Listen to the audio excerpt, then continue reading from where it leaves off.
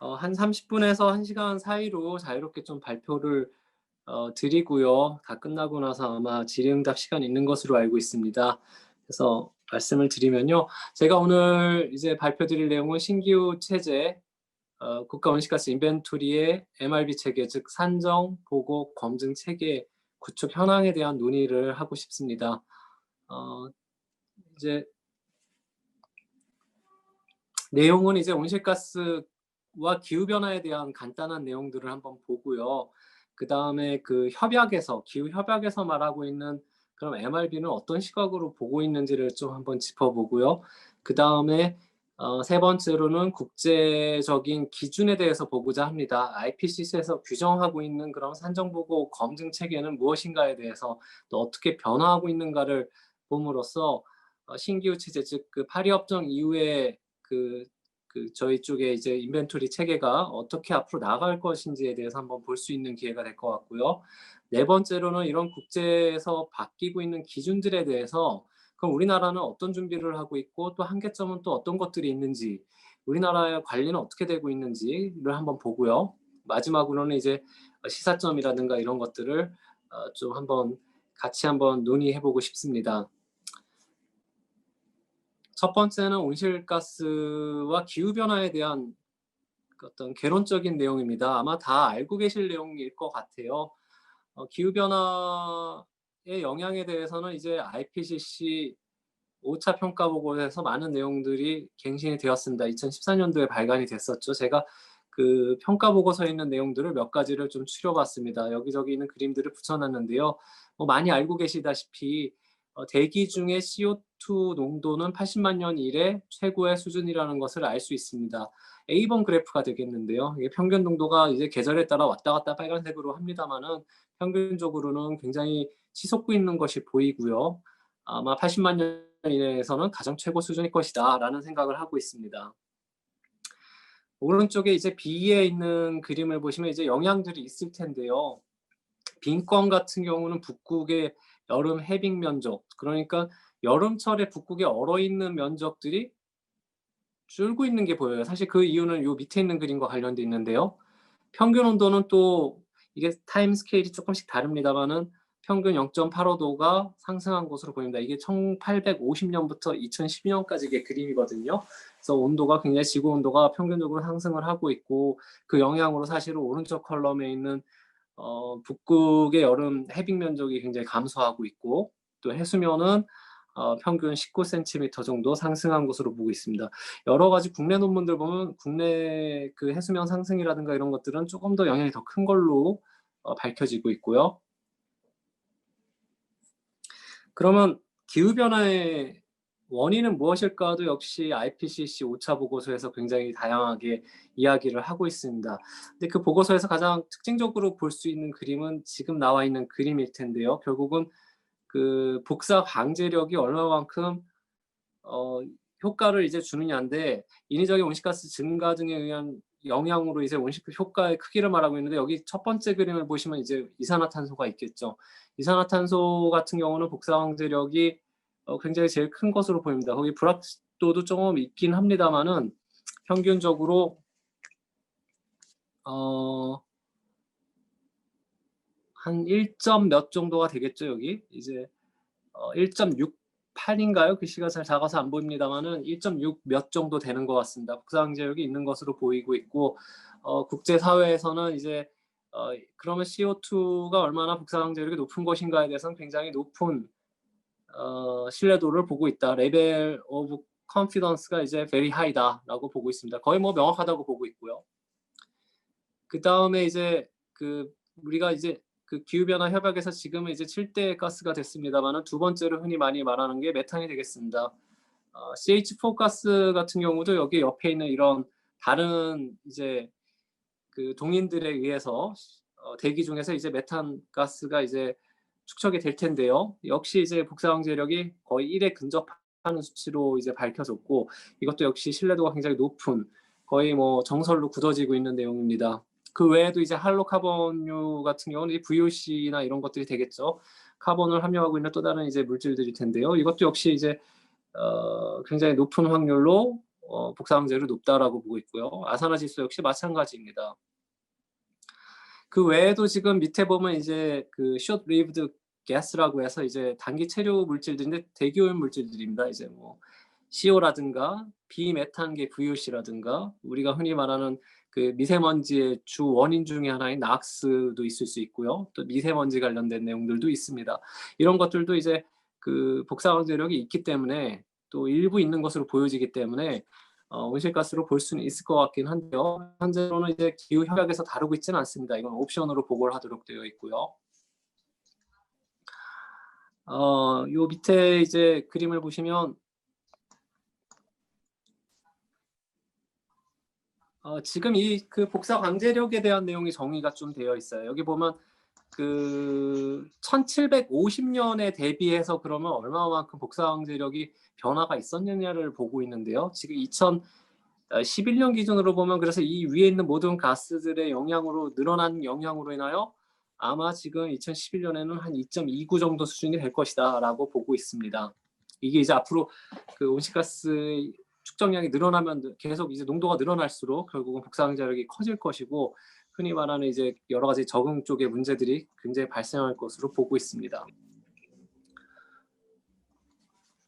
다음 장은 이제 예상에 관련된 내용이 되겠는데요. 그럼 그 온실가스 배출량 때문에 그럼 온도가 실제 어떻게 될 것인가 앞으로를 보면 지금 여러 가지 시나리오들이 있죠. 이제 그 IPCC에서 얘기하고 있는 대표 농도 경로들이 있습니다. RCP라고 표현을 하고 있는데요. 여기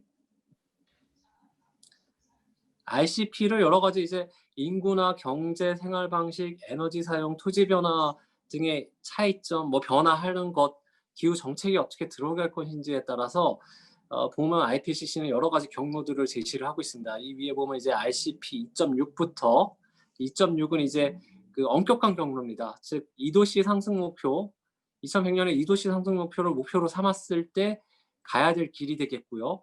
중간은 이제 RCP 4.5에서 6 정도 됩니다. 요 중간에 있는 경로들은 이제 조금 중간 정도에 이제 엄격하게 이제 감축을 하겠다는 의미고요. 근데 감축 노력이 거의 없다라고 할 경우는 RCP 6에서 8.5 정도를 IPCC에서는 어떤 경로로서 제시를 하고 있습니다. 그래서 아무 노력을 안 하면 이제 온실가스가 이제 증가하는 것들이 이 경로를 따라서 이렇게 굉장히 가파르게 증가할 것으로 예상이 되고 있고요.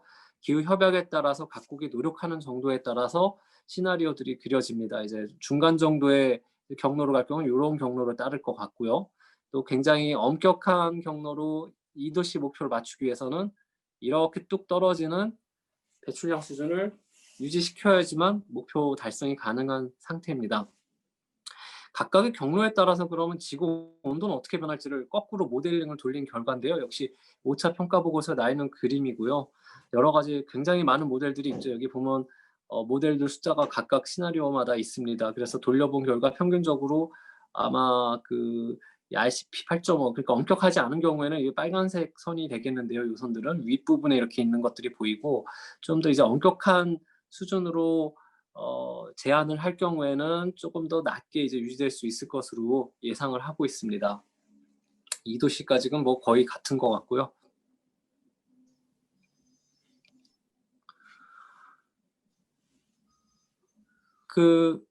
또 IPCC에서 이야기하고 있는 것들이 그러면 몇 가지가 있습니다. 기후 변화를 고려한 우려에 대해서 이야기를 하고 있는데요. RFC라고 이야기하고 있습니다. 한 5가지를 굉장히 위협적으로 이야기를 하고 있는데요. 첫 번째는 이제 시스템의 위협, 즉 해양이나 우리 지구 체계를 말하는 건데요. 산호초가 이미 영향을 받고 있고 다수의 시스템이 굉장한 위험에 빠질 것이라는 경고를 하고 있습니다. 두 번째로는 모두 많이 겪고 있습니다만 극단적인 기상현상이 늘어날 것이다. 폭염, 또 유럽에서의 어떤 폭염 굉장히 요즘 잦아지고 있고요. 폭우도 있고 연안 홍수 등의 극한현상의 발생이 증가할 것으로 보고 있고요. 또 영향의 분포도 굉장히 달라질 것으로 보고 있습니다.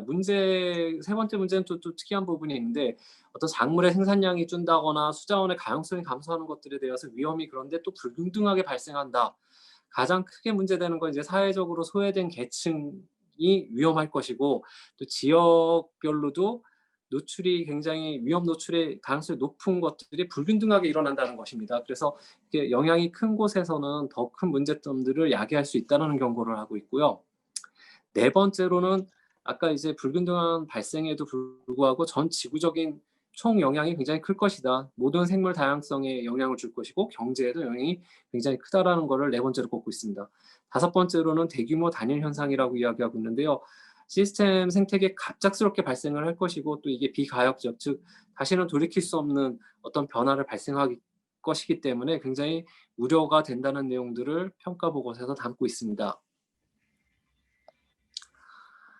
여태까지 이제 그 기후 변화에 관련된 그 IPCC에서 이야기하고 있던 여러 가지 이야기들을 말씀드렸고요. 지금부터는 좀 더 구체적으로 제가 오늘 얘기하고 싶은 산정 보고 검증 체계에 대해서 살펴보도록 하겠습니다. 뭐 인벤토리 하시는 분들이나 환경 협약을 하신 분들은 MRB의 중요성에 대해서 굉장히 잘 알고 있습니다. 왜냐하면 모든 환경 협약이라는 것은 결국은 어떤 기준치 이내로 각 국가별로 노력을 하겠다는 공약을 하게 되고요. 거기에 대한 이행 실적 점검 평가가 중요합니다. 점검을 하기 위해서는 결국 통계를 제출해야 되고요. 통계가 과연 신뢰성을 갖느냐에 대해서는 MRB 체계라는 체계로서 설명이 가능합니다. 우선 산정에 관련돼서 먼저 말씀드리면요. 메저먼트의 M이 되겠고요. 정량화된 수치를 측정하거나 산정하는 내용의 절차가 되겠습니다. 기후협약에선 UNFCCC에서 산정 기준을 제공하고 있고요. 구체적인 방법에 대해서는 IPCC에서 제공하고 있는 가이드라인을 따르도록 규정을 하고 있습니다. 두 번째 보고에 대해서는요. 리포팅도 역시 중요한데요. UNFCCC에서는 역시 그 국가보고서 작성 규정이라는 것들을 제공을 하고 있습니다. 그 규정에서 말하고 있는 양식과 보고서 형태를 통해서 모든 결과들을 제출하도록 규정하고 있습니다. 예를 들면 UNFCCC의 National Inventory Guideline이 있을 수 있고요. 또 우리나라가 내고 있는 경영갱신 보고서, 즉 Biannual Update Report Guideline 같은 것들을 UNFCCC에서 제공을 하고 있습니다. 모든 것은 UNFCCC 홈페이지에서 확인이 가능합니다. 마지막 단계인 검증에 대해서는 이때 제출한 통계의 정확도와 신뢰성을 과연 제3자가 봤을 때 얼마큼 신빙성이 있는가를 확인하는 절차고요. UNFCCC, 즉 기후협약에서 하고 있는 검증은 결국 국가별로 제출한 국가 보고서에 대한 검토를 의미하고 있습니다.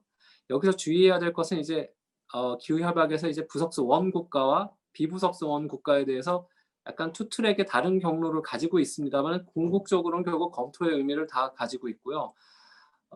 이제 부석수 원 선진국을 주로 대상으로 하는 국가에서는 이제 국제 리뷰라는 표현을 쓰고 있습니다. 다만 개도국들은 리뷰에 대한 굉장한 반발이나 어떤 역량이 안 된 상태에서 리뷰를 받을 수 없다는 그동안에 이제 쭉 지속된 논의에 따라서 국제 협의 및 분석, 즉 ICA라는 표현을 쓰고 있습니다. 그래서 어떤 협의와 분석을 통해서 결과 보고서를 내는 건데요. 사실상 내용을 저희가 겪어본 거로 보면 검토와는 크게 차이는 없습니다. 다만 강제할 수 없다는 것들이 있고요. 내용에 대해서 지적 사항들은 역시 UN 홈페이지에 모두 올라가기 때문에 사실상 뭐 검토의 의미로 봐도 큰 차이는 없는 것으로 실질적으로 느껴지고 있습니다. 다음 페이지 보면요. 그동안 그럼 큰 기후 협약들이 있었는데요. 이제 첫 번째로는 1992년에 채택이 된 UNFCCC가 있겠습니다. 처음에 채택된 이제 기후 협약에서는 MRB에 대해서 역시 이야기를 하고 있는데요. 첫 번째 M, 즉 산정과 관련돼서는 모든 당사국은 당사국 총회 COP가 정한 방법으로 작성한 내셔널 인벤토리를 제출해야 한다라는 개괄적인 규정을 하고 있습니다. 보고와 관련돼서요. 그거는 국가 보고서, 내셔널 커뮤니케이션이 되겠는데요. 양식을 활용할 것을 규정하고 있고요. 검토 부위에 대해서는 감축 행동, 또 정책 및 조치에 대해서 당사국 총회에서 검토를 받아야 한다라는 것을 처음으로 이제 규정을 하고 있습니다. 이제 97년에는 교토의정서 체제로 넘어가게 되는데요. 교토의정서 체제에서는 아무래도 부석수 원국가에 대한 어떤 그 감축 목표가 의무적으로 부여가 됐기 때문에 좀 더 강화된 내용들이 들어갑니다. 산정과 관련돼서는 규정에 따른 방법론을 사용해야 되고 여기에 대해서는 이제 구체적인 것들이 필요하기 때문에 IPCC 또는 당사국 총회에서 내용을 조정할 수 있다라는 것들을 좀 더 추가를 했고요. 보고와 관련돼서는 굉장히 많이 좀 체계화가 됐습니다. 어떤 양식, 특히 표준 전자양식이라는 것이 처음 도입이 됐고요. 작성 지침에 대해서도 규정을 했는데 이것은 마라케시 합의문에서 사실은 더 구체화가 됐습니다. 97년에 교토정서가 처음 채택되고 나서 아마 정확한 연도는 기억이 안 나는데 마라케시가 아마 2000 초반이었는데 2000년대 초반에 아마 2005년인가요? 합의될 때까지 여러 가지 논의가 계속되다가 결국 최종본은 이제 마라케시에서 이제 확정됐던 것으로 기억을 하고 있고요. 검토 과정에 대해서도 이제 좀 더 구체화돼서 전문가 검토팀, 엑스퍼트 리뷰팀이 구성되어야 되고 그 검증팀에서 각 국가에서 제출한 보고서에 대해서 검토를 하는 절차를 좀 더 체계화를 했습니다. 그리고 가장 최근에 이제 채택된 것은 파리 협정이죠. 2016년 파리의 COP에서 이제 확정이 됐고요. 파리 협정부터는 비부속서 원 국가까지 포함하는 모든 국가들이 이제 의무 감축에 이제 동참을 하게 되었습니다. 그래서 이제 파리 협정 이후의 MRB 체계는 특징적으로 보여지는 것은 이제 투명성 체계라는 것, 개선된 투명성 체계를 어떻게 구축할 것인가가 굉장히 국제사회에서 논의고요. 아마도 그것은 어떤 정확성이라든가 여러 가지 원리들이 있습니다. 투명성 먼저 얘기하는 거는 당사국들 모두가 참여하고 있고 첫 번째 끼워야 할 단추는 결국은 정보 제공의 투명성이 중요하다고 봤기 때문으로 보고 있습니다. 산정과 관련돼서요. M에 대해서는 IPCC 우수 지침을 의무화했습니다. 초기에 이제 파리 협정 13조에서는 IPCC Good Practice Guidance를 써라라고 되어 있었는데 구체적으로는 안 돼 있었고요. 작년이었나요? 그 양식 절차 지침, 즉 MPG라고 하죠. MPG가 확정되면서 2006 IPCC 지침을 의미한다라는 것으로 굉장히 구체화가 됐습니다. 그래서 우리나라 같은 경우도 2024년 첫 보고하는 국가 인벤토리 보고서부터는 2006년에 발간된 IPCC 지침을 반드시 따라야만 합니다. 전 세계 공통이 됐습니다. 보고와 관련돼서는 역시 그 파리 협정의 13조 7항에서 이야기를 하고 있는데요. 국가 인벤토리 보고서를 제출하도록 되어 있고요. 양식 절차 지침, 이제 뭐 룰북이라고 말하고 있죠. 흔히 MPG에서는 13조 13항에서 이야기하는 것이 조금 달라졌어요. 기존 체계와 좀 달라진 게 앞서 말씀드린 대로 그 투명성 체계를 강조하다 보니까 경년 투명성 보고서를 제출하라는 새로운 보고서가 처음으로 생겼습니다. 그래서 Biennial Transparency Report를 내라고 되어 있고요. 조금 혼동스러웠던 것들이 저희도 이 경년 투명성 보고서를 내는데 그 하위의 보고서 중에 하나로 국가 인벤토리 보고서, 기존에 말하는 내셔널 인벤토리 리포트가 포함이 되도록 되어 있습니다. 근데 이게 아무래도 중복되는 내용들이 굉장히 있을 것으로 보이고요. 그거에 대해서는 지금 아직도 협의를 하고 있는 상황이고요. 지금까지 국제 이제 사회에서 나온 내용으로는 같은 내용이 있을 경우에는 이제 국가 인벤토리 보고서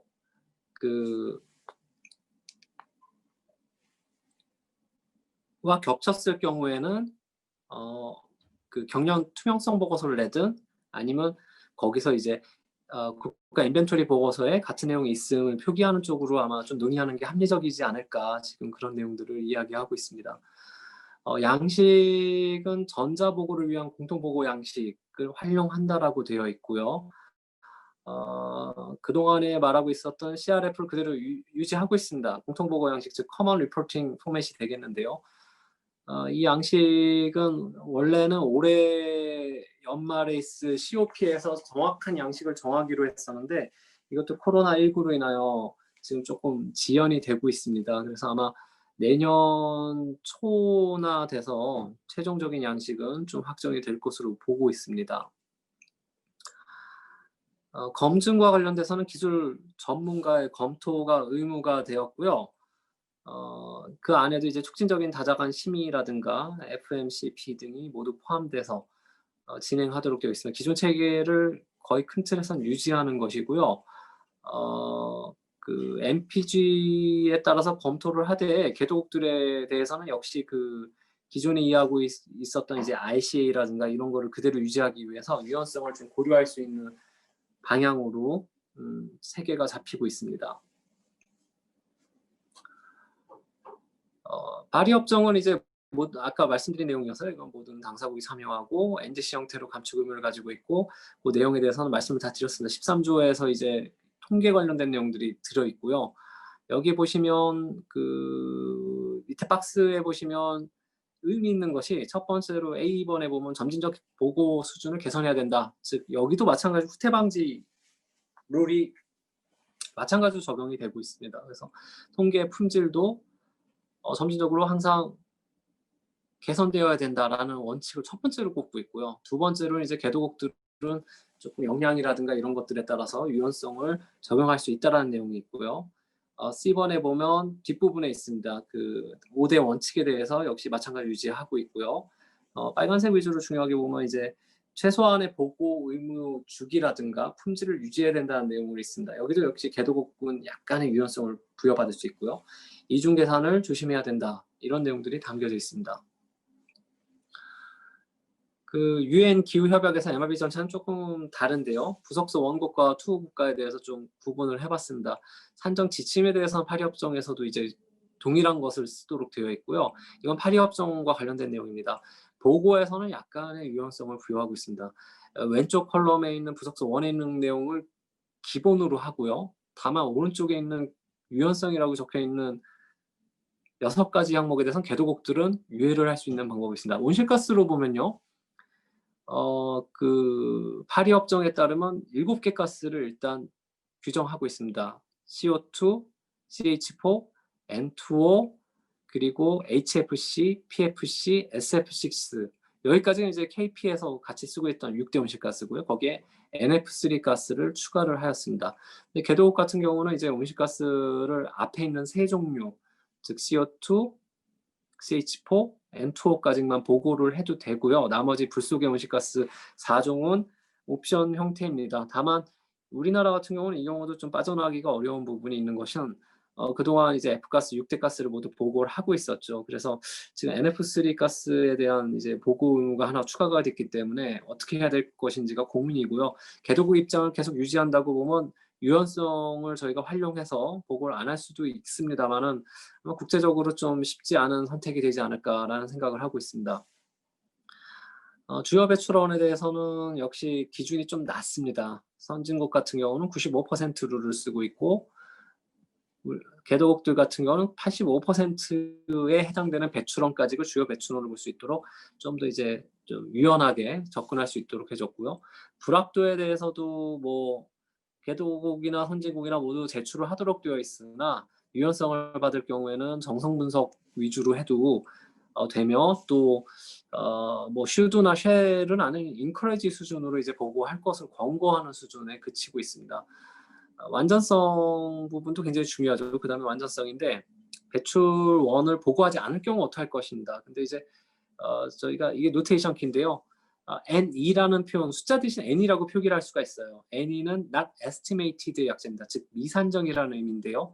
미산정을 할 경우에는 이유를 반드시 설명을 해야 됩니다.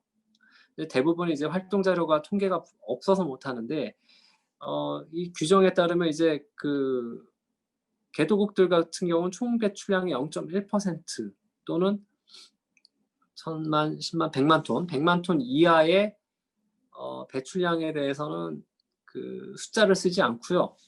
이제 not estimated라고 이제 표기기호로 그냥 표기하는 것을 허용을 해주고 있습니다. 단 이 NE로 표기한 모든 배출량이 국가 총량의 0.2% 이내로 한다는 단서 조항을 달고 이제 완전성에 대한 유연성을 부여받을 수는 있고요.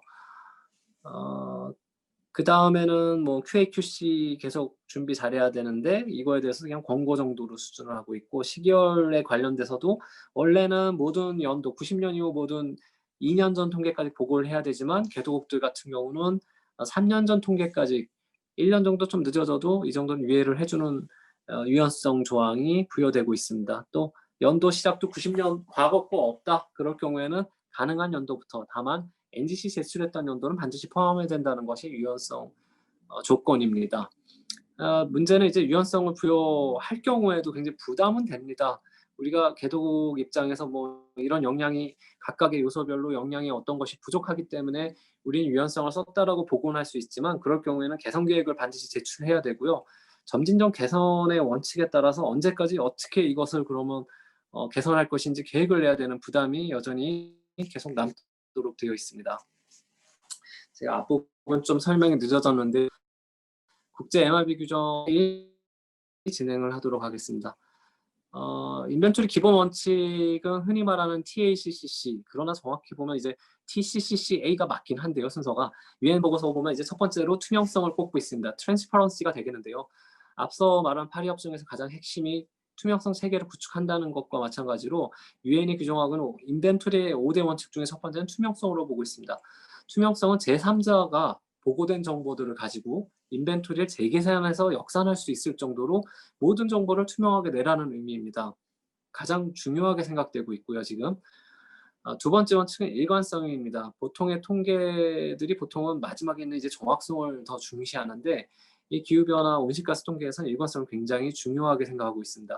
그 이유는 기후협약에서 말하는 감축 의무는 기준연도 대비 몇 프로 줄여야 되기 때문입니다. 즉 기준연도로 설정했을 때 통계 배출량과 실제 이행 실적 평가를 봤을 때 배출량에서 같은 기준을 적용하는 것이 굉장히 중요합니다. 그렇기 때문에 일관성이 두 번째 기본 원칙으로 꼽고 있고요.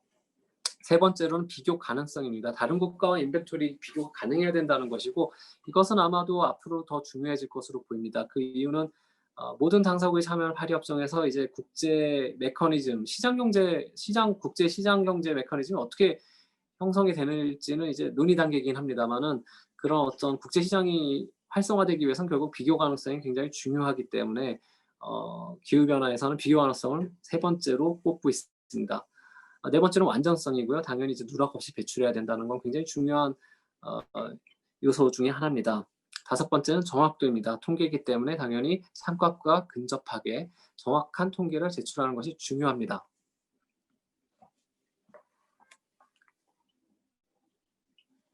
온실가스 배출량 산정은 특징이 다른 측정 통계와 다르게 이제 가공 통계입니다. 에너지 소비량이라든가 예를 들면 가축 통계라든가 폐기물을 처리한 양에 대한 통계 이런 것들을 활동 자료로 해서 계산하는 가공 통계가 되겠습니다. 밑에 있는 것은 굉장히 쉬운 연료연소의 배출량 산정 예입니다. 즉 배출량은 무게 단위로 나가는 온실가스가 되겠고요. AD 활동 자료가 되겠습니다. quantity of activity가 되겠는데 예를 들면 에너지 연료연소에서는 연료 소비량이 되겠습니다.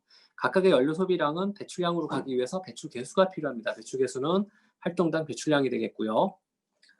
그 외에도 그 오른쪽에 조그맣게 써놓은 것들은 이제 뭐 구체적으로 보면 더 중요한 것들이 또 있죠. 이제 저희 발열량을 활용해서 뭐 그 연료 소비량을 열량 단위에서 무게 단위로 뭐 바꾼다거나 무게 단위에서 열량 단위로 바꿀 수 있을 거고요. 또 그 OF 값은 이제 산화율이 되겠습니다.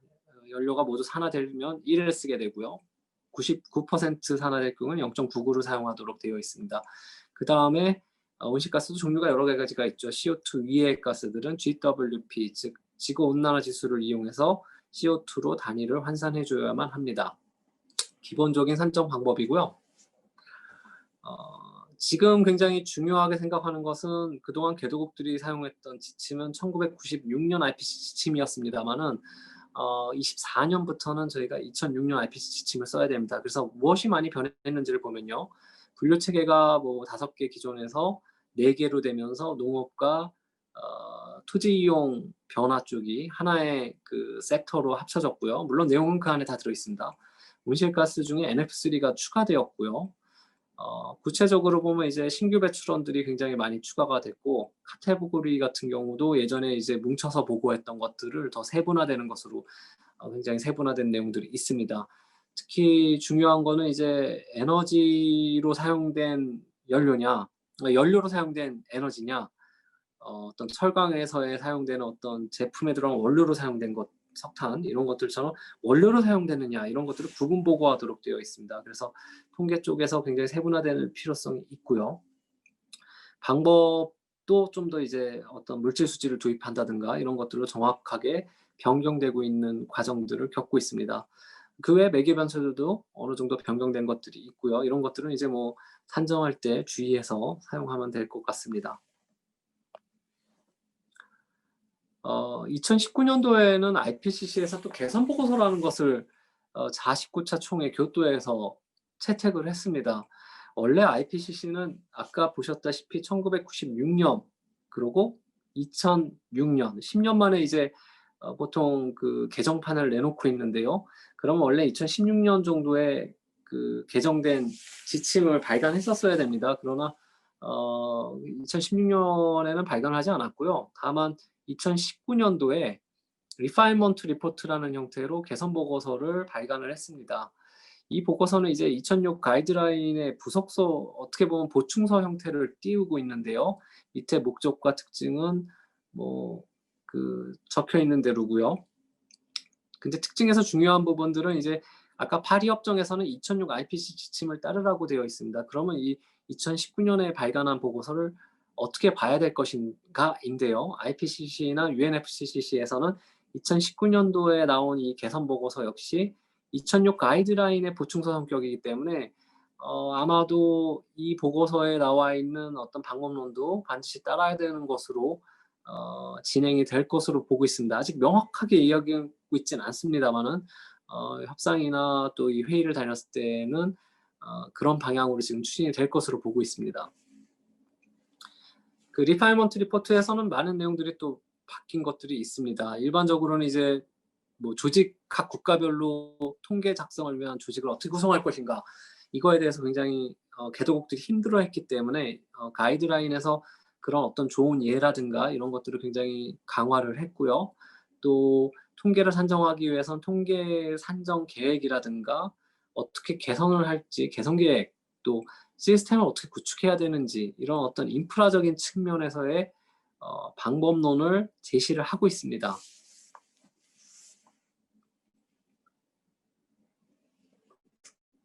통계를 산정하기 위해서는 일단 자료 수집이 필요한데요. 자료 수집에 대해서도 아래 세 가지와 같이 더 갱신된 내용들을 제공을 하고 있습니다. 여기서 좀 특징적인 거는 자료 수집의 세 번째가 되겠는데요. 아마 2019년 교토에서 확정되기 전에 전년도였던 것 같아요. 우리나라에서 아마 저하고 한림대학교 김승도 교수님 참석을 했었었는데요. 기상청 주관하에 회의를 갔었고요. 그때 이제 우리나라에서도 측정을 통한 배출량 산정 방법에 대해서 도입할 필요성이 있음을 제안을 했었습니다. 제안을 했었고 EU와 일본 등에서 모두 굉장한 지지를 보내줘서 이 내용에 대해서는 일반 챕터 첫 번째 챕터에서 다루는 것으로 이제 진행이 되었고요. 다만 측정을 통한 배출량을 산정하는 것은 아직 과학적으로 모두 입증되지는 않았기 때문에 이것은 더블 체크하는 목적, 즉 검증의 목적으로 일단 소개를 하는 수준에서 일단은 지침안으로 들어왔고요. 아마도 과학기술의 발전에 따라서 향후에는 배출량 산정하는 방법에도 쓰일 수 있을 것으로 예상이 되고 있습니다.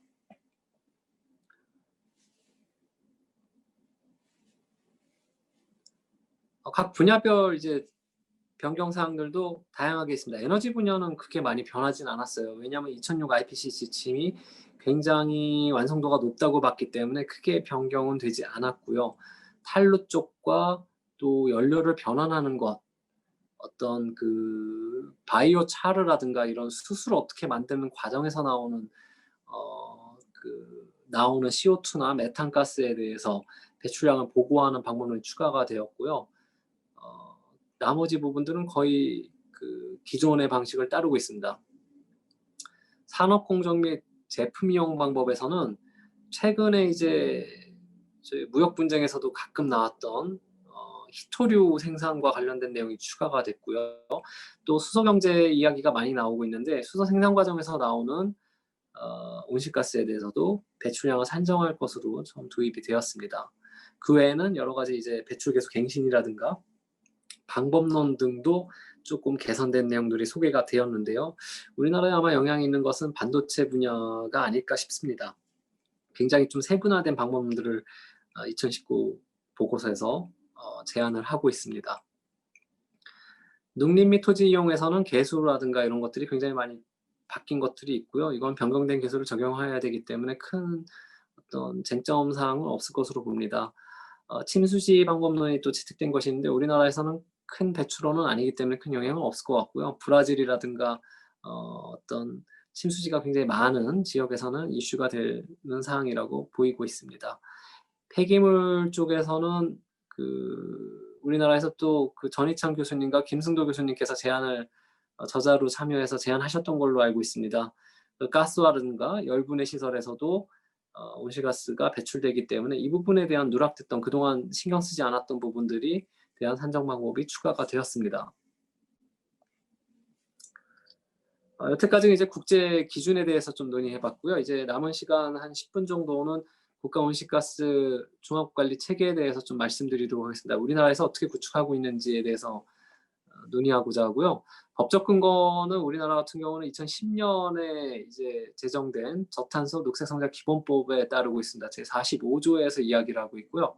정부의 역할과 통계는 국제적 기준의 전문성과 투명성, 신뢰성을 제고할 것을 법에서 정하고 있습니다.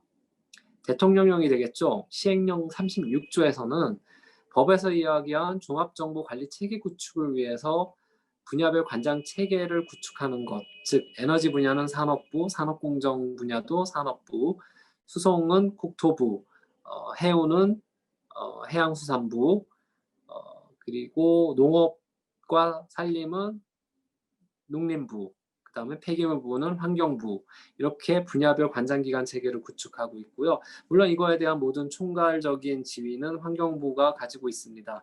그리고 이 종합정보관리 체계를 잘 구축하기 위해서 온실가스 종합정보센터를 설립할 것을 정하고 있습니다. 말씀드린 대로 이제 그 조직 체계, 우리나라의 조직 체계는 앞서 말씀드린 내용들이 되겠습니다. 환경부에서 이제 총괄적인 역할을, 대외적인 총괄 역할을 하고 있고요. 에너지 분야 같은 경우는 각 세부 부문에 따라서 산업부, 국토부, 해양수산부가 담당을 하고 있습니다. 산업공정은 산업통상자원부가 역시 맡고 있고요. 농업과 룰루CF 쪽은 농림부, 또 정주지 관련돼서는 국토교통부가 담당을 하고 있습니다. 폐기물 부분은 환경부가 담당을 하고 있습니다. 이 부처별로 작성된 분야별 통계는요, 온실가스 종합정보센터에서 취합을 하고요. 검증을 거쳐서 필요한 사항에 대해서는 각 부처에서 다시 보완할 것을 요청하고 있고요. 다시 제출받은 최종안을 가지고 국가 온실가스 통계관리위원회에 안건을 상정하도록 되어 있습니다. 안건 상정에 앞서서 밑에 있는 협의체가 두 개가 있는데요. 실무협의회 같은 경우는 밑에 있는 5개 부처 플러스 농진청, 산림청이 포함하는 정부 부처의 전문가로 구성된 부처 협의기구가 되겠습니다. 그래서 모든 안에 대해서는 이제 실무협의회에서 부처 협의를 먼저 한번 조정하도록 되어 있고요. 왼쪽에는 기술협의체는 저희 센터에서 운영하고 있는 전문가 어떤 풀이 되겠는데요. 저희가 필요한 검증 과정이라든가 어떤 지침을 개정한다거나 할 때 기술적인 부분에 자문이 필요한 때 저희가 활용하고 있는 어떤 자문기구라고 말씀드릴 수 있겠습니다. 통계청도 역시 협의 자문기구가 되겠고요. 최종 심의 확정은 관리위원회에서 정하고 있습니다. 관리위원회 위원장은 환경부 차관이 되겠고요. 그 외 위원들, 정무직 위원들은 여기 있는 관장기관들의 국장급 위원으로 되어 있고, 저희가 한 5분 정도의 민간 전문가로 구성된 또 민간 위촉위원분들을 같이 모시고 있습니다. 그래서 관리위원회는 한 15일 이내에 심의기구고요. 심의에서 확정이 되는 경우 통계를 발표하고 있습니다. MRB 절차는 보통 이제 법에 되어 있는 거는 2년 전 통계를 12월까지 마무리하도록 되어 있고요. 보통 이렇게 2년씩 늦어지는 이유는 앞서 이제 기초 통계가 필요합니다. 에너지 통계라든가 임업 통계, 농림 통계, 폐기물 통계, 이런 통계들이 보통 이제 확정될 때까지 1년 정도가 걸리고 있고요. 1년 정도 걸려서 확정된 이런 기초 통계들을 가지고 아까 있었던 부처 또는 산정기관들이 각 분야별 온실가스 배출량을 계산하는 방식을 따르고 있습니다. 한 6개월 정도에 걸쳐서 산정해서 6월 30일까지 작성을 하고 저희 온실센터에 제출을 하고 있고요. 저희는 한 2-3달 동안의 검토 보완을 거쳐서 연말까지는 모두 확정짓는 그 절차를 밟고 있습니다. 올해 같은 경우는 한 9월 정도에 확정을 졌습니다. 실질적으로는 지금 12월은 너무 늦다는 말씀들이 많기 때문에 보통 한 부처에서 받는 거를 3월에서 5월 사이에 받고 있고요. 9월까지는 확정을 짓고 통계를 발표하고 있습니다. 국내 MRB 체계는 여기 나와 있는 바와 같이 이제 순서대로 진행이 되는데요. 뭐 첫 번째로는 이제 지침을 정하는 것이 제일 첫 번째 일이 되겠고요. 올해 어떤 방법으로 인벤토리를 산정할지를 정하고요. 그다음에 관장기관에서 분야 통계를 산정하고 국제 양식을 준용하여 온실가스 종합정보센터로 제출을 하면 저희가 모든 부분들을 재계산을 모두 다 해봅니다. 그리고 시기열 특이점이 있는 것도 확인하고 이상이 있을 경우 보통 한 1년에 한 200~300건 정도는 수정을 하고 있습니다. 다시 보완 요청을 하고요. 관장기관에서 다시 재제출을 하면 저희가 다시 한번 확인한 후 고치는 작업을 한 3번 정도 하고 있습니다. 모든 검토가 끝난 것은 이제 확정 및 공표를 하고 있고요.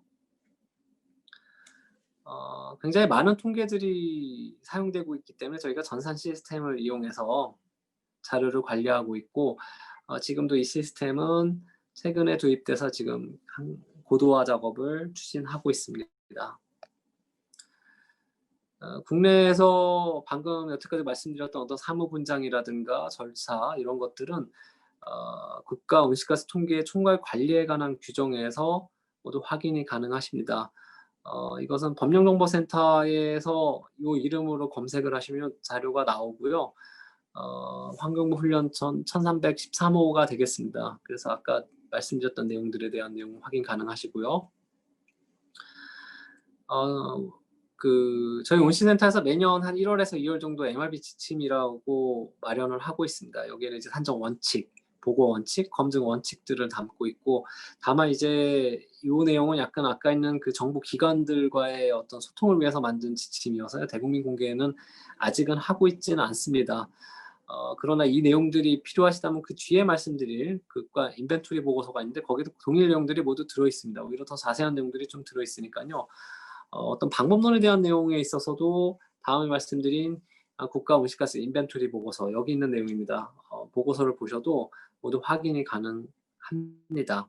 이 보고서는 보통 제가 지금 보니까 19년도에 나온 게 한 420쪽 정도 되는 것 같고요. 한 2쪽 정도 되고요. 어떤 방법론이라든가 안에 어떤 배출 추이 또 분야별 통계에 사용됐던 어떤 활동 자료라든가 이런 것들을 모두 수록을 하고 있습니다. 아울러 이 보고서와 함께 엑셀로도 모든 분야별 배출량을 6개 온실가스별로 모두 저희 온실가스 홈페이지에 올려놓고 있으니까요. 자료가 필요하실 경우에는 저희 온실가스 홈페이지에 들어오셔서 정책 자료 통계, 국가 통계 파트를 눌러보시면 확인이 가능하십니다. 이렇게 매년 저희가 이제 국가 인벤토리 보고서를 발간하고 있는데 국제사회에 낼 때는 인벤토리 보고서는 아직 내고 있지 않고요. 경년에 한 번씩 제출을 하고 있습니다. 여기 있는 국가 보고서 NC라든가 경영갱신 보고서로 제출하고 있고요. 24년부터는 국가 인벤토리 보고서 형태로 좀 더 내용이 굉장히 많이 들어있는 이 인벤토리 보고서를 제출해야 되기 때문에 준비를 하고 있습니다. 이외에도 OECD 국가로서 OECD 대기질 통계에 온실가스 통계 역시 같이 포함해서 제출을 하고 있습니다. 통계 개선과 관련돼서는 관계부처 합동으로 올해 2월 달에 제2차 국가온실가스 통계 총괄관리 계획을 수립을 하였습니다. 20년부터 24년까지 어떻게 통계를 개선해야 될지에 대해서 이야기하고 있고요. 이 안에 보시면 이제 크게 중요하게 생각하는 건 결국은 이제 파리 협정에 따라서 신기후 체제가 이제 추진이 되고 있고 24년부터는 그런 어떤 신기후 체제의 투명성 체계에 맞춰서 국제사회에 통계를 보고해야 됩니다. 그 보고해야 되는 통계를 어떻게 준비할 것인지에 대해서 24년까지 정부 부처에서 생각하고 있는 개선 계획을 이 총괄관리 계획에서 담고 있습니다. 역시 홈페이지에 공개된 자료고요. 다 설명드릴 수는 없기 때문에 어떤 전략과 이행 계획만 말씀드리면 첫 번째로는 뭐 간접 온실가스 배출량을 산정한다든가 이것은 대기오염 물질에 해당되는 것들입니다. 그래서 간접 온실가스 같은 경우는 우리나라 같은 경우는 지금 국가 미세먼지 종합정보센터에서 담당을 하고 있고요. 저희 온실센터와 같이 협업을 통해서 자료를 마련하도록 준비를 하고 있습니다. 그 외에도 어떤 지역 배출량 산정이 좀 필요한 부분들이 굉장히 있기 때문에 어떻게 개선할지에 대해서 담고 있고요.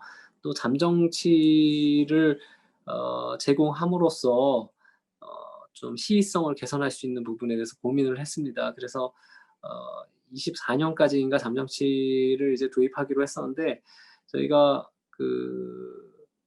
올해 굉장히 중요한 부분들이 있었기 때문에 올해부터 그냥 바로 추진을 했습니다.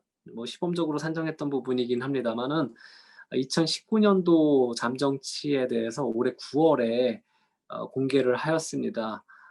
보도자료 포함해서 모든 자료를 공개했고 홈페이지에도 자료가 있습니다. 관련 내용은 추후에 또 문의 주시면 저희가 제공을 해드릴 수 있을 것 같습니다. 그 외에도 방법론이라든가 이런 것들 개선하는 것들 2006 가이드라인을 적용해야 되기 때문에 이런 부분들 숙제가 많습니다. 그래서 개선하고 있는 내용들이 역시 2024년까지 개선 계획이 있고요. 그 외에도 어떤 전산화라든가 국제 협력도 개선할 계획을 가지고 있습니다. 아까 있었던 잠정치와 더불어서 이제 시도별 통계에 대해서도 고민을 이제 저희 센터에서 하고 있는데요. 왼쪽 컬럼에 있는 것이 이제 기후변화 기본 계획입니다. 기후변화 기본 계획에 보시면 지자체 역할이 확대되기 때문에 지자체별 배출량 산정이 중요하다라는 것을 계획으로 잡고 있고요.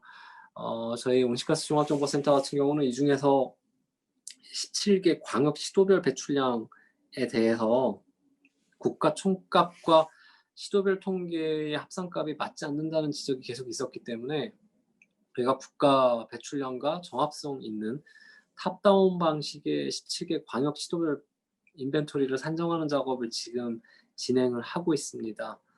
기초지자체까지는 저희가 뭐 너무 많기 때문에 할 수 있는 사항도 아니고 또 지자체별로 굉장히 활발한 연구라든가 어떤 지자체 특성을 살리는 통계 마련이 필요하기 때문에 저희가 거기까지는 생각에 포함하고 있지는 않고요.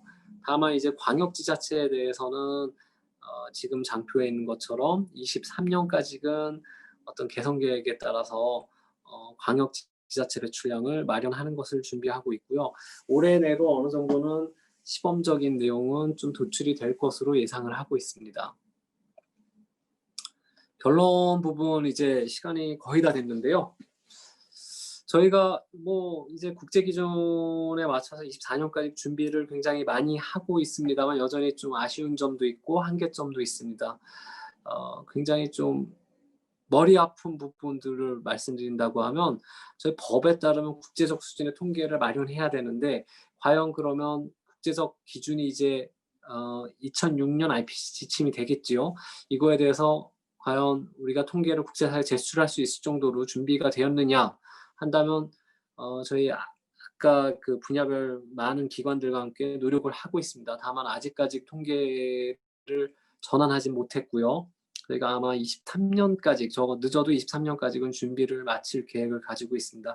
그러나 여전히 쉽지 않은 부분들이 있고요. 특히 뭐 우리 체계가 굉장히 잘 잡혀 있는 에너지 밸런스라든가 이런 것들을 모두 체계를 바꿔야 되기 때문에 굉장히 준비하는 부분들이 많이 필요한 것으로 알고 있습니다. 그래서 산업통상자원부와 또 에너지경제연구원에서도 이 부분에 굉장히 중요성을 알고 있고 기초 통계를 개선하는 작업을 꾸준히 하고 있습니다.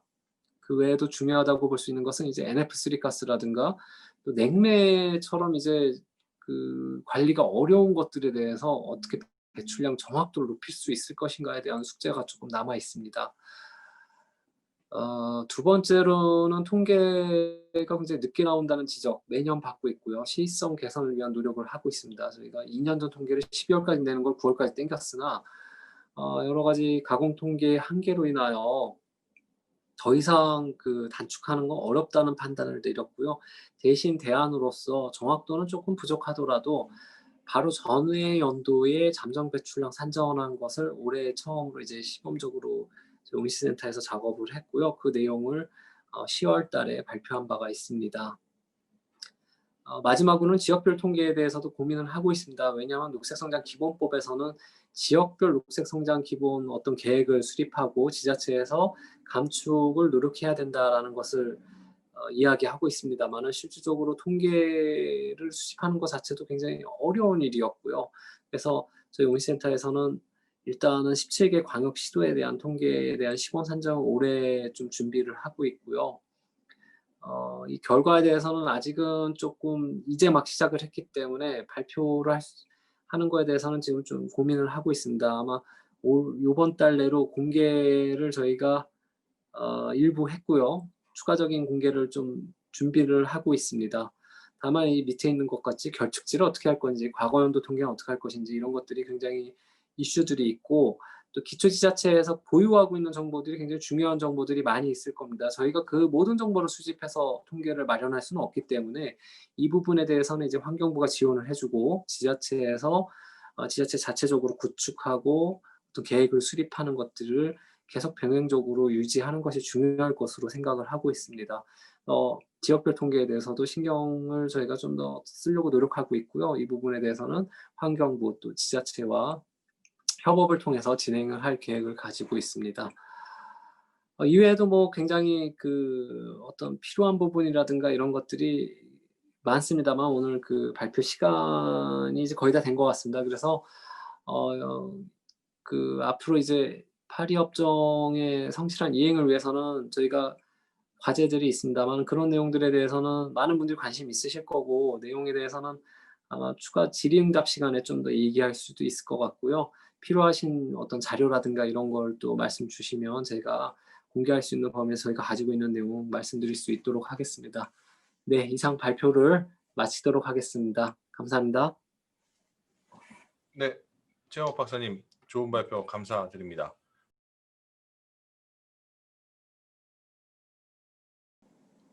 자유롭게 질문해 주시면 됩니다. 마이크 있으신 분은 마이크를 켜시고 질문해 주셔도 되고요. 아니면 채팅창에 질문해 주셔도 됩니다. 고려대 정소영입니다.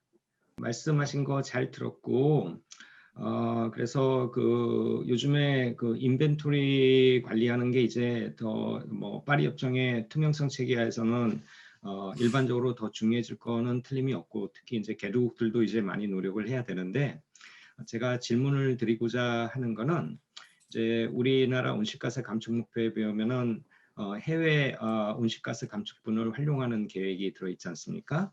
그 물론 그 퍼센테이지가 좀 줄기는 했지만, 그래서 저는 이제 그게 이제 파리 협정 제6조에 관한 얘기인데, 이제 그거를 지난 몇 년 동안 쭉 이제 지켜보면서 연구도 하고 또 관련 활동도 하고 있는 중인데, 지금 뭐 아직 협상이 완전히 끝나진 않았기 때문에 나중에 어떻게 될지에 대해서 뭐 변동 가능성이 좀 있긴 하지만, 대략적인 선진국과 개도국 간의 논의를 종합을 해보면 나중에 그 이트모를 그러면 어떻게 국가 대 국가로 이전을 시키는 메커니즘을 설정할 수가 있고, 그게 이제 통상 저희들 6.2 메커니즘이라고 그렇게 부르는데요. 그런 경우에 그러면 그 이트모를 어떻게 이전시킬 것인가, 결국은 내셔널 인벤토리를 활용을 할 것 같거든요. 그러면 거기서 퀘스천이 생기는데, 두 개가 생기는데요.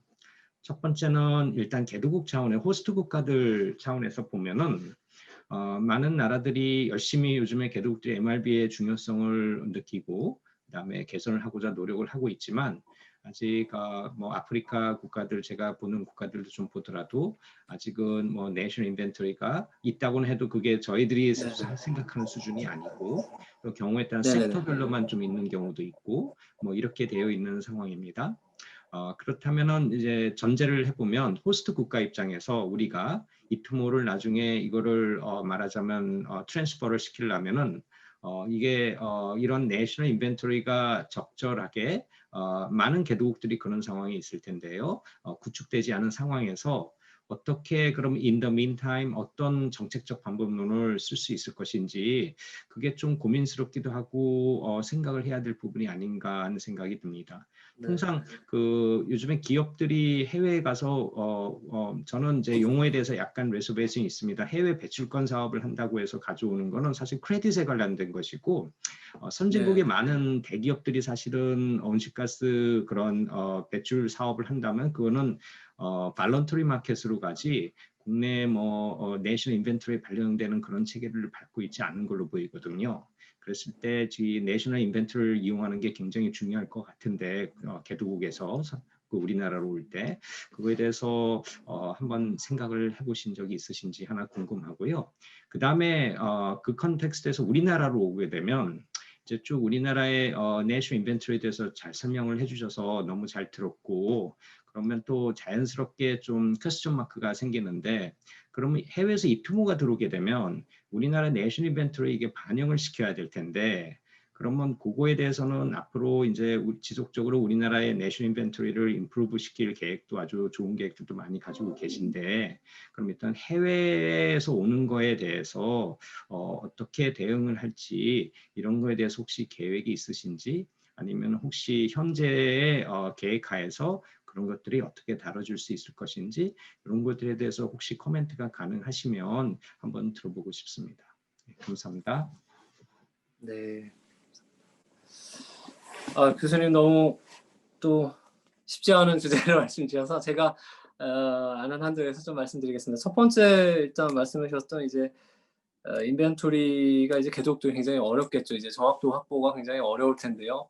이 부분에 대해서는 아직도 국제적으로는 구체적인 논의는 아직 진행이 되지 않은 것 같습니다. 그래서 그러니까 결국은 어느 나라에서의 배출량이든 1톤은 1톤이어야만 할 텐데요. 그게 과연 정말 그렇게 적용이 될 수 있을 것인가에 대해서는 아직도 지금 많은 이제 논쟁이 이루어지고 있고, 지금 아마 파리 협정에서 투명성 체계에서는 거기까지는 아직 푸시를 하진 못한 것 같아요. 왜냐하면 많은 개도국들, 모든 개도국들을 같이 끌고 가는데 먼저 초점을 잡다 보니 아마 그렇게 정치한 내용까지는 아직 진행이 되지 않은 것 같고요. 물론 이제 국제 시장이 활성화되기 위해서는 반드시 거쳐야 될 과정이기 때문에 아마 첫 보고가 있은 이후로 아니면 그 전이라도 준비는 분명히 진행될 것으로 보고 있습니다. 그리고 유엔에서는 그래서 내셔널 인벤토리에 대해서는 그러면 정확도를 어떻게 검토할 것인가에 대해서는 이미 교토 체제에 있던 체제를 그대로 가져오고 있고요. 저희가 지금도 사실은 경영갱신 보고서에 대해서는 유엔의 검토를 현재 지금 시점에도 받고 있습니다. 저희가 한 2년 전에 제출했던 경영갱신 보고서에 대해서 검토를 받고 있는 상황이고요. 아마 그런 검토 과정에서 그 국제 통계 어떤 리뷰어들의 역할을 굉장히 좀 강화해서 배출량에 대한 신뢰성을 확보하는 쪽으로 진행을 할 것으로 보고 있고요. 다만 UNFCCC에서도 굉장히 난감한 상황입니다. 왜냐하면 그런 어떤 검토 과정을 뭐 리뷰라는 이름으로 하든 IC라는 이름으로 하든 어쨌거나 그 검토팀을 구성해서 해야 되는데, 이제부터는 당사국이 지금 한 몇 개 정도 되죠? 한 200개 되나요? 160 몇 개인가요? 모두에 대해서 검토를 해야 된다는 초유의 상태가 발생을 한 거죠, 지금. 그래서 어떤 부담은 갖고 있습니다만은 분명히 이제 계획을 가지고 어떤 검토 쪽을 진행을 하고 있고요. 두 번째 이제 해외의 이제 감축분에 대한 거를 어떻게 인벤토리에 반영을 할 것인가에 대해서는 이것도 역시 아주 구체적으로 나오진 않았습니다. 기본 개념은 이렇게 나가는 것 같습니다. 그 내셔널 인벤토리 챕터와 어카운팅을 담당하고 있는 정산 쪽, 어떻게 보면 어카운팅이니까 회계 쪽에 가깝겠죠. 이제 그거는 이제 좀 이원화를 해서 생각을 하고 있어요. 그래서 국가에서 그냥 통계적으로 발생하는 양에 대해서는 어떤 인벤토리를 보고는 그대로 하고요. 그 어떤 시장 메커니즘을 이용한다거나 어떤 정산이 들어간다거나 앞으로 굉장히 복잡해질 텐데요. 그런 것들에 대해서는 나중에 이제 플러스 마이너스 값을 아마 정산하고 어떤 등록부에 등록을 해서 이 나라에 있는 배출량이 원래 어느 정도 수준인데 해외에서 들어오는 거, 또 나가는 거, 이런 것들을 다시 한번 은행에서 마치 이렇게 한번 정산을 해주듯이 그런 절차로 지금 진행이 되고 있고요. 제가 아는 거는 한 이 정도까지인 것 같습니다. 그리고 정산에 대한 내용은 아마 또 별도로 아마 이야기가 되고 있는 것으로 알고 있습니다. 근데 아마 아직도 조금 체계화가 다 된 것 같지는 않습니다. 네, 감사합니다. 네. 네, 그리고 채팅창에 질문이 하나 들어왔는데요. AR5 기반 자료 그래프를 봤을 때 2000년대 초반 기준으로 RCP 시나리오를 나눠진 것으로 보인다고 합니다. 그래서 현재 지금 이제 2020년이지 않습니까? 이때 지금 네네. 이 RCP 시나리오 2.6에서 8.5까지 봤을 때 가장 근접하게 어떻게 진행되고 있는지, 어느 시나리오에 가까운지 좀 질문이 들어왔네요. 네. 제가 그거는 저도 보고서에서 발췌를 하다 보니까요. 아마 그 뒤 내용은 제가 답변 드리기가 좀 쉽지는 않을 것 같고요. 왜냐면 제가 장표에 있었던 거는 이제 AR 보고서에 있는 그림들을 그냥 가져왔던 개요 부분이어서요. 죄송스럽지만 그거 어떻게 진행되는지에 대해서는 아마 좀 답변 드리기가 아마 적절하지 않은 것 같습니다. 다만 네. 참고할 수 있는 보고서는 UNEP에서 나오고 있는 갭 보고서가 있거든요. 네. 배출량에 대한 어떤 갭 리포트를 보시면 그 부분이 좀 더 참고가 되지 않을까 싶은데요. 제가 정확한 수치는 기억을 못해서요. 정확한 답변은 좀 곤란한 점 양해 부탁드립니다. 네, 알겠습니다. 그리고 또 질문이 들어왔는데요. 예, 건설, 교통, 산업 등 많은 분야에서 감축을 위한 노력이 필요할 텐데 말씀해 주신 것처럼 우리나라가 아직 국제법 기준으로 투명하게 준수하기 어려운 수준이라고 한다면 예, 분야별로 투자 혹은 기술적 인프라가 부족해서 그런 것인지 아니면 기업의 이익과 같은 이해관계에 대한 조율이 부족해서 그런 것인지 궁금하다고 합니다. 그리고 또 온난화에 대하여 국제법 기반하여 우리나라 정책이 수립되는 부분에 있어서 전문가들과 정책 입안자들 중 어느 그룹의 의견이 더 크게 영향을 주는지 궁금하다고 합니다. 네. 두 번째 질문에 제가 잠깐 끊겨서 그런데요. 정책 예. 입안자와 전문가들과 정책 입안자들 중 어느 그룹의 의견이 더 큰 영향을 주는지, 정책 결정자인지 아니면 네네. 자들이나 이런 전문가들의 의견이 더 중요한지 질문이 들어왔습니다. 네네. 역시 다양한 굉장히 날카로운 질문들이 많이 들어옵니다. 네. 일단은 배출량 관련돼서 첫 번째 질문에 대해서 답변 드리겠습니다. 투명한 기준에 대해서는 그냥 제가 현업에 있는 사람 입장에서 그냥 말씀을 드리면요. 굉장히 생각보다 우리나라의 통계 수준은 낮지가 않습니다. 굉장히 좋은 수준을 유지하고 있고요. 실례로 또 매년 이제 통계를 저희가 제출하면서 이 부분에 대해서는 UN 측에서도 굉장히 통계 품질이 궤도임에도 불구하고 굉장히 높은 수준을 유지하고 있고, 특이한 점은 올해도 아마 UN의 보고서가 나갈 텐데요. 한국의 통계가 굉장히 전후의 내추럴한 거에 비해서 개선된 형태로 보고가 될 것으로 일단은 평가를 받고 있습니다. 다만 부족한 부분은 국제 기준에 있어서 이제 기준이 바뀌었는데요. 24년부터 저희가 이제 바뀐 기준을 써야 되는데 준비하는 과정에서 우리나라는 어찌 보면 기존 체계 틀에서 여러 가지 에너지 통계, 산업 통계, 또 폐기물 통계 이런 것들이 기존의 체계들이 다 구축되어 있기 때문에 이 상태를 모두 전환하는 과정에서 시간이 좀 걸리는 것이고요. 아마 이것도 기준에 맞춰서는 24년 이내에 모두 대부분이 해소가 될 것으로 보고 있습니다. 두 번째 질문은 조금 제가 답변 드리기가 곤란한 게 아마 감축에 대한 어떤 로드맵이라든가 목표에 대한 설명이셨을 것 같은데, 제가 이쪽 담당 아니고 통계 담당이어서 답변 드리기가 곤란합니다만 여러 가지 로드맵이라든가 이런 저희 통계도 마찬가지고요.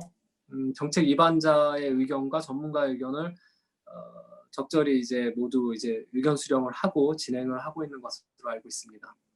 네, 감사합니다.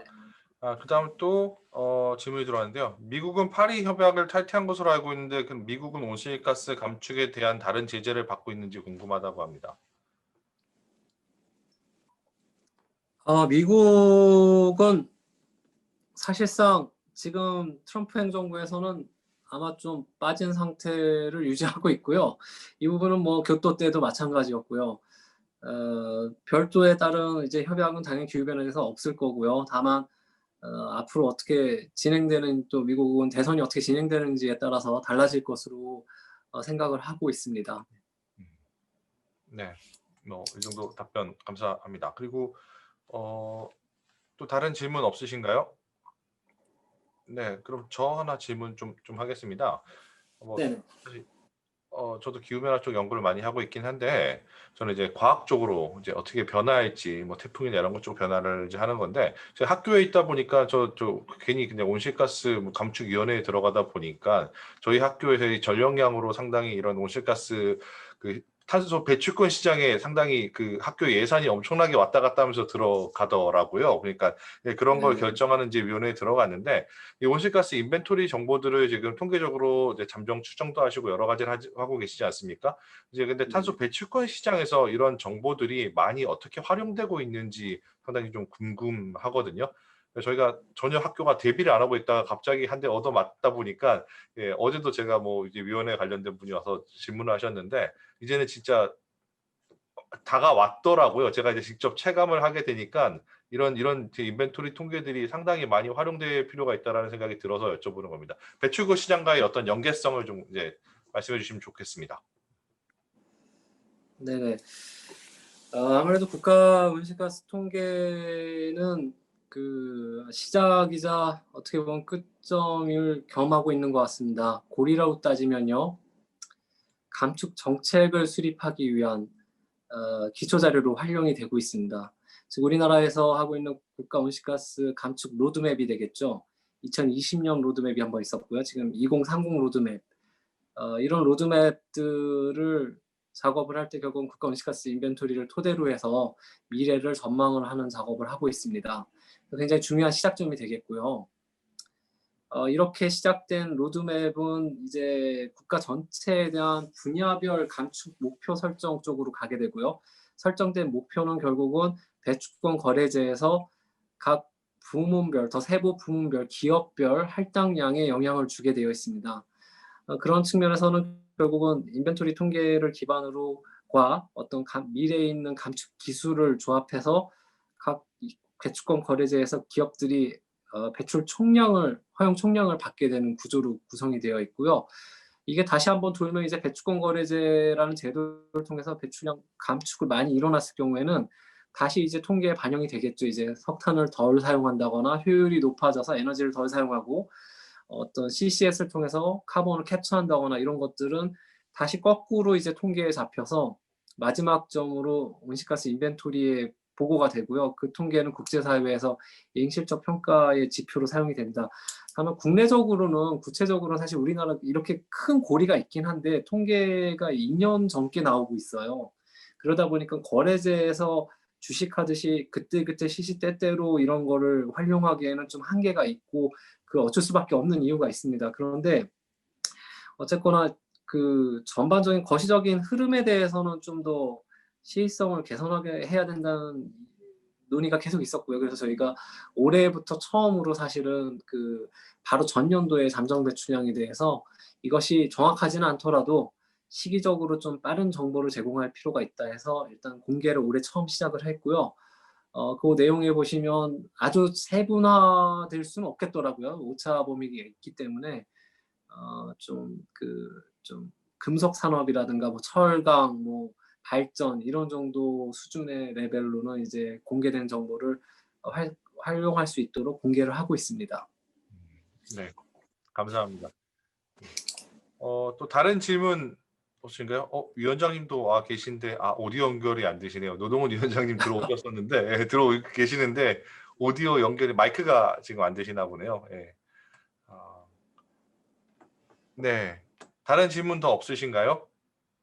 네, 그럼 이제 뭐 시간이 어느 정도 다 되어서 그러면 교수님 제가 팔로우 질문 하나 해도 될까요? 예, 하셔도 됩니다. 정 교수님. 죄송합니다. 괜찮습니다.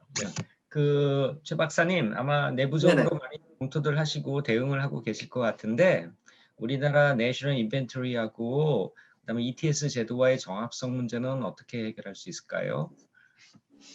네. 마지막이지만 굉장히 날카로운 질문을 금요일 밤을 굉장히 힘들게 만드는 교수님 질문이십니다. 네. 물론 이제 통계를 하는 사람 입장에서 굉장히 정확한 통계를 뽑기 위해서는 한계점이 있습니다, 사실. 왜냐하면 그 ETS는 기업 단위의 굉장히 세부적인 정보를 수집하고 있기 때문에 정확도가 굉장히 높다고 생각이 되고 있고요. 방법론도 2006 IPCC 가이드라인 이미 적용하고 있습니다. 가장 최신의 방법을 쓰고 있고요. 그러나 아직 국가 단위의 큰 이제 통계는 예전 방식을 저희가 쓰고 있다는 점에서 한계가 있고 여러 가지 부분에 있어서 어느 정도는 통계의 차이가 있는 것을 확인을 하고 있습니다. 개선하는 방법은 저희가 기본적으로 생각하고 있는 것은 일단 방법론을 국가통계도 2006 IPCC 지침을 활용함에 따라서 방법론을 일치시킬 수 있는 방법이 하나 있을 거고요. 두 번째로는 이미 적용을 하고 있는데 그 배추권 거래제 통계를 바로 국가 통계로 쓸 수 있는 방법이 있습니다. 그러나 여기에는 큰 문제점이 있는 것이 완전성에서 약간 누락되는 부분들이 있어요. 왜냐하면 배추권 거래제는 큰 기업들을 대상으로 통계를 수집하기 때문에 저희가 유엔에 제출할 때는 작은 기업들 것까지 포함한 전체 양을 보고해야 되는 입장에서 활용이 어렵고, 다만 활용할 수 있는 부분들이 일부 있습니다. 예를 들면 뭐 반도체라든가 디스플레이, 또 정유 이런 회사 큰 업종들과 대기업들이 주로 있는 그런 분야 같은 경우는 내셔널 인벤토리로 저희가 지금 차용을 하고 있습니다. 이미 활용을 하고 있고, 앞으로 그런 부분들은 좀 더 늘어날 것으로 보고 있어서 연계성은 이제 강화되는 방향으로 가고 있다고 말씀드릴 수 있을 것 같습니다.